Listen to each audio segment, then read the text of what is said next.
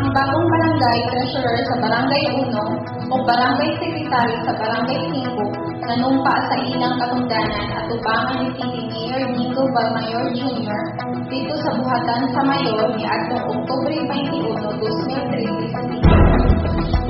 Sila mao si Cheryl Atuban, ang Barangay Secretary sa Barangay 1, nga ninghulit ni Maria Teresa de la Torre, ang Barangay Treasurer kaniadto, kinsa nagpapili karon sa pagkakonsihal sa barangay, ug si Lizelle Pangadlaw usab ang bag-ong Barangay Secretary sa Barangay 5, nga ninghulit usab ni Moreto Alba, ang Barangay Secretary kaniadto, ug karon nagpapili usab nga pagkakonsihal sa ilang barangay.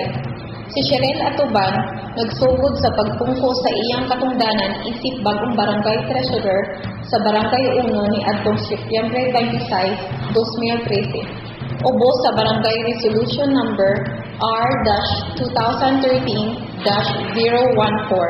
diha sa ilang gihimong special session ni adtong Setyembre 23 ning tuiga.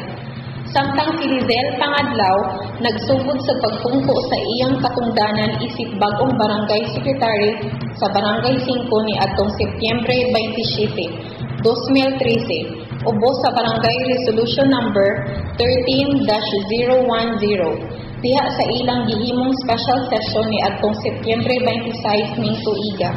Ang maong pagpanumpa gisaksihan nila ni CLG OOJ Ignadisi, ang City Local Government Operations Officer sa San Carlos, ug ang punong barangay Renato Bustamante sa Barangay 1, punong barangay Inday Alianse ug mga barangay kagawad sa Barangay 5.